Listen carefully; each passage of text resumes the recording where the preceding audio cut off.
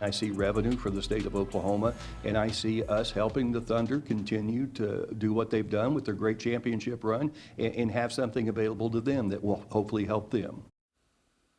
In tonight's Big Story Breakdown, we're looking into sports betting, something the Oklahoma legislature has not been able to get across the finish line for the past couple of years. But as Fox 25's Capitol reporter Paige Taylor explains, one lawmaker hoping to keep the conversation going before next session with an interim study. State Senator Bill Coleman is a fan of sports betting, and he wants to see it become legal in the state of Oklahoma.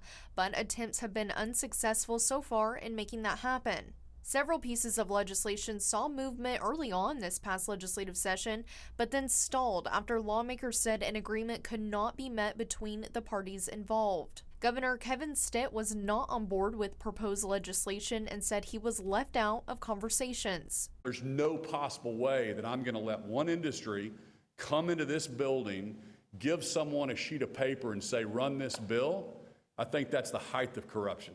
It's unbelievable. Coleman wants to study the issue further before next session in an interim study he has filed. What I wanted to do with the interim study is get all the aspects, all the different plans that we have out there for sports betting in Oklahoma into a room at the same time so we can talk about each one of them, the pluses, the minuses, and how we can move forward to become the 39th state in the United States of America to have sports betting. He says he wants to bring in the Oklahoma Indian Gaming Association because they have the keys to it. There's no doubt about that the tribes control gambling in the state of Oklahoma. We signed a compact that said that. A representative from the governor's office. His plan is probably the best plan out there with free enterprise and everything, and it's statewide open to anyone. However, I believe his plan is dead on arrival as soon as a court action is filed, should that get passed. And the Oklahoma City Thunder. They've been trying to get involved with this as sports betting has become very, very important in the world of professional sports. Coleman says he hopes an agreement can be met.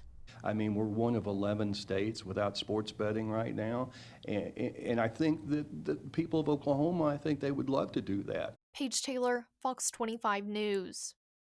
Coleman's interim study was approved by the Senate Pro Tem last week. Each study has to also be approved and scheduled by the chair of the committee under the topic that falls under it. Now, one of the bills being included in the study, Senate Bill 585, which would have allowed someone to bet on the outcome of a Thunder game. As of right now, if someone wanted to do that, it would have to be done outside of Oklahoma. But according to a senior news analyst for Covers.com, this measure would have let the Thunder partner with a sports book like DraftKings or FanDuel for bets placed on non-tribal land. It says the tribes would have been able to, in turn, offer Thunder betting on their lands.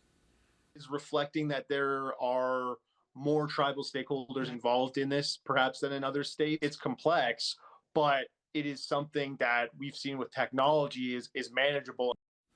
According to the analyst, those betting on a game would use a different platform or app depending on where they are in the state.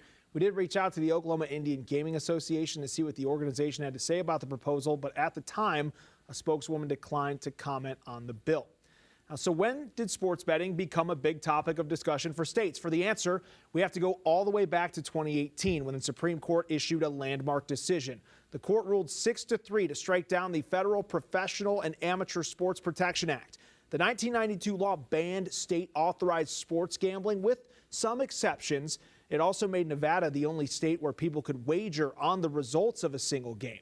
Following that ruling, states wanting to offer legal sports betting were free to do so. And 1 month after the decision was handed down, Delaware launched full-scale sports betting at its 3 casinos. The same year, New Jersey, Mississippi, West Virginia, New Mexico, Pennsylvania, and Rhode Island all began allowing sports betting.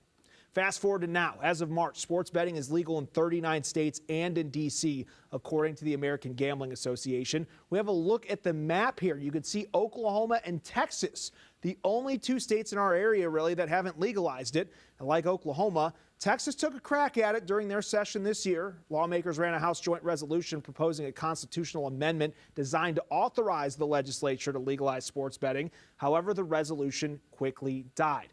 Colorado, here we go, has at least 32 legal and online operators, according to the American Gambling Association. Sports betting taxes generated almost $32 million in the state. Kansas has at least 11 operators. It's brought in $12.8 million in taxes from sports betting.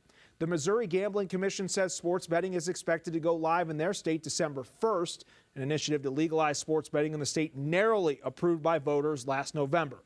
Under the amendment, retail and online wagering will be allowed. It's also a 10% tax on gross gaming revenue, which will be put towards education and problem gambling programs. Right now, the Missouri Gaming Commission working to draft regulations and process licensing applications. The application period opened in May, has to be submitted by September 12th in order to begin offering sports betting on December 1st. Arkansas also taking a crack into allowing sports betting in the state. Back in 2018, voters approved an amendment to allow it. The first retail sports book opened in 2019, and online sports betting followed in March of 2022, just a few years later. According to ESPN, this is the state's premier homegrown online sports book. Now, right now, people can bet at 3 online sports betting and at 3 casinos. Since that time, here in the state, we've seen about $250 million wagered on sports, just under $250 million from mid-2019. Officials say the state's casinos can partner with up to 2 online sports books, and Arkansas taxes sports betting revenue at a rate of 51%. North Carolina lawmakers legalized sports betting in 2023. The legislature's Fiscal Research Division estimated at the time it would take 3 full years before the state reached $6.6 billion in total wagers. However, this was not the case. The state's lottery commission revealed this week North Carolina sports gamblers actually hit this total in the first full fiscal year of legalized betting.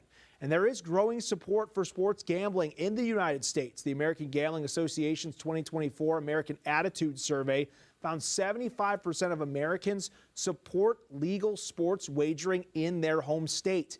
90% view sports betting as an acceptable form of entertainment.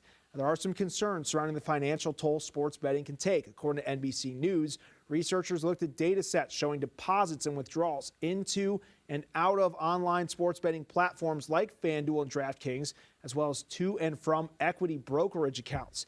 They reported the legalization has attributed to higher credit card balances, lower access to credit, and an increase in lottery play. A professor at Northwestern University who worked on one of these studies says people are drawing from sources of their household budget, which policymakers are trying to increase, like stock investment accounts. A UCLA research team also found states who legalized sports betting saw credit scores drop significantly, while bankruptcies increased by 28%. Problem gambling, also a concern at the center of the sports betting debate. State Senator Bill Coleman says this is an issue he considered as well. There was, brought up about the negativity of it, about addiction problems, and I was against it at first because of that. But then later on I learned, because most people use their personal cell phone to place a bet, the data is easy to track. It's easy to find people with the problem. So that is behind me now. I see there is ways to help with addiction problems. Last year, 7 of the nation's largest companies announced they were joining forces to create the trade group Responsible Online Gaming Association and would share information about problem gamblers. According to NBC News, the members account for more than 85% of the legal online betting market in the United States. Well, that was your big story breakdown. You can keep track of the interim study on sports betting and read the previous bills the legislatures tried to pass on OKCFox.com. Plus, you want to check out our other big story breakdown on our YouTube channel. You scan the QR code on your screen, or you can search OKC Fox and get access to all of those.